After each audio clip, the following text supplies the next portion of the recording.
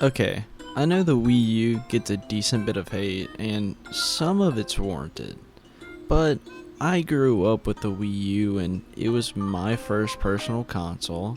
I mean, we had a Wii, but that was more like a family Wii, and this was something I could get home and play. I grew to love this console. So I just wanted to get on here and talk about, some of the game selection and the overall functionality of the console.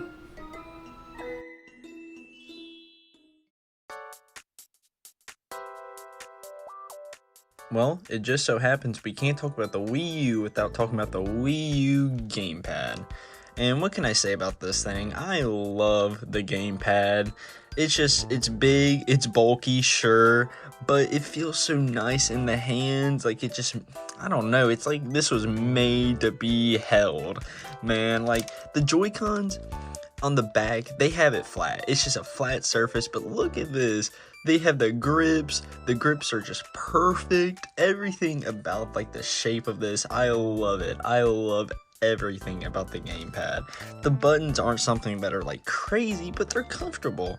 They don't feel like too hard to push down. They're not too soft. Some complaints I see are the analog stick placement, but I really don't even mind that. I enjoy it. I don't know why. It might be because I grew up on it. Maybe I've just gotten used to it, but they really do feel nice. And of course, you can't leave out the stylus. You have the stylus. It's just, I love this gamepad.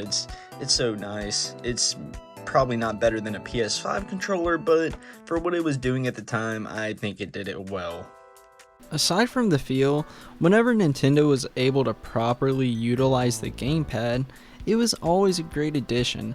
Like in Mario Maker, it felt so comfortable building levels on the Wii U pad and then having the TV screen to instantly try them.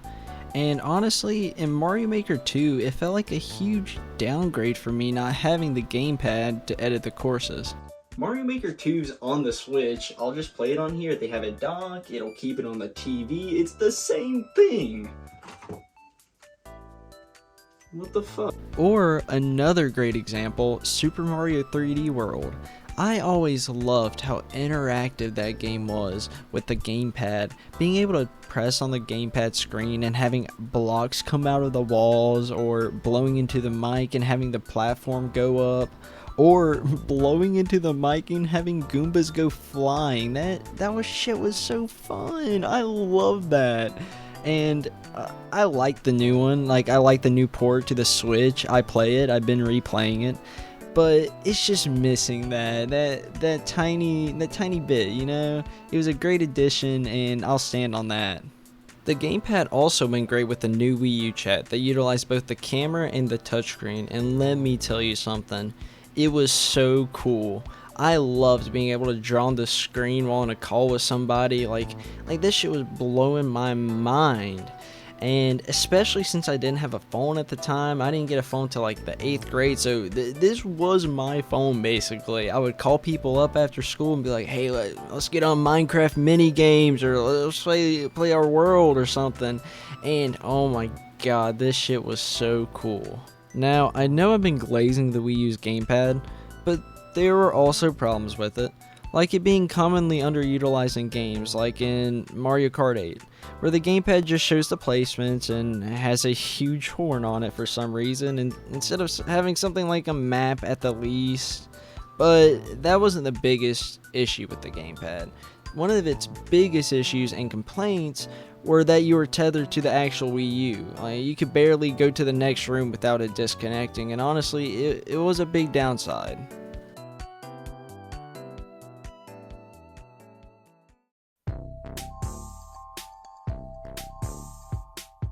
There were a bunch of great games on the Wii U. Like I've mentioned previously, spin-offs like Mario Maker or 3D World were both great games. Not to mention Captain Toad Treasure Tracker or Yoshi's Woolly World for that. Hell, the Mario Kart was so good they just ported that shit to the Switch and called it a day. Along with new spin-offs, there are ports too, like Wind Waker HD or Twilight Princess HD. With Wind Waker getting more content, items, and quality of life improvements, and Twilight Princess HD not really adding much besides an improvement to the graphics and amiibo support. Other than spin-offs and ports, the Wii U also had a great selection of exclusive indie games. Like 3 Souls, that was an amazing 2D puzzle platformer. I loved as a kid. I never beat it, I mean, I was young and dumb, but I loved the art style and the sound effects around it. God, that was such a good game. Or Fast Racing Neo. God, that game was sick. Like, looking at it now, it looks alright, but God, back then, this was the coolest thing I'd ever seen. Like, this looked like one of those games you would play at like a CC's Pizza or something in like the arcade. And I just had it on my Wii U. I was so happy about this as a kid. God, I would play this if I wasn't playing Mario Kart or something. Like this is what I would be playing, and I loved it.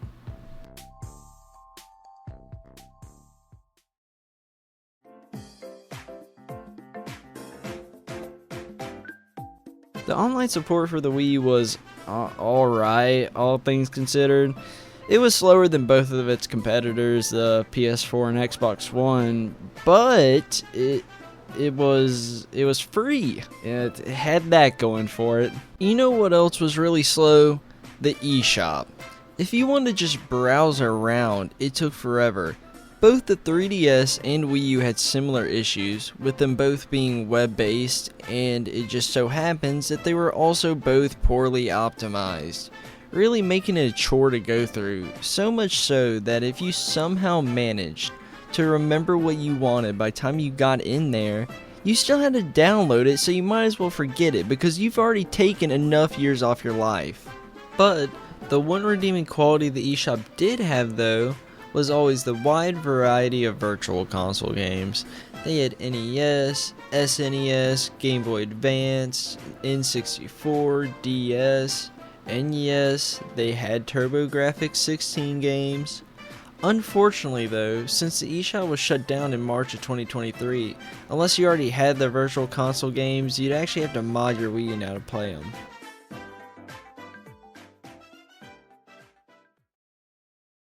And now, what I've been waiting this whole video for.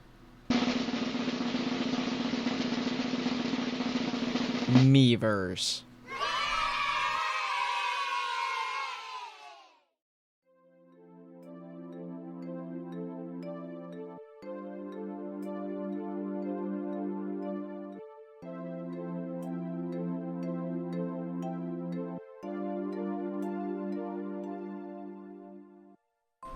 I know I've said this about a lot of things on the Wii U, but I love Miiverse.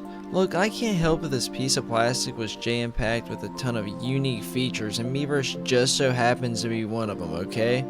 It's just that Miiverse was such a unique app on the Wii U, and looking back, I was blown away by Miiverse. I love scrolling through all the amazing art, and being able to go out and comment and react on people's posts. I remember making so many friends through Miiverse, not to mention the features it added to some games like New Super Mario Bros. U, where you could see people's comments on levels they had completed, and honestly, these features not being on the Switch was such a letdown.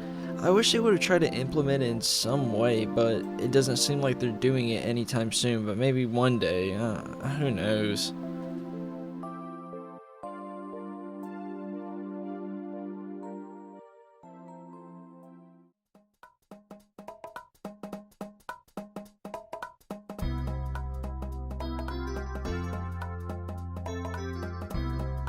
So at first, I was going to talk about the Wii U's gimmicks, and then I realized I'm an idiot, because I already talked about the gamepad, and the gamepad's the Wii U's biggest gimmick, and one of the only ones, really. So I'm going to talk about one thing on the gamepad that I left out that I think is pretty funny, and that's the TV button. I love the TV button. Who would have guessed it? I love it. If you were like me and you always lost your TV remote, you were using this like 90% of the time. It was super helpful for me, and yeah, that's all I really wanted to say is I really did love the TV button.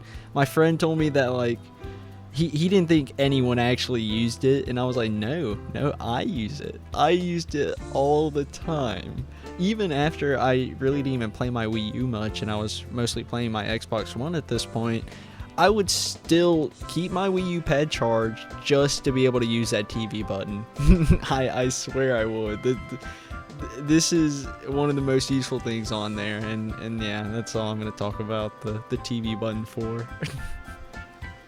But talking about the Wii U's accessories now, they had over 10 accessories, you know.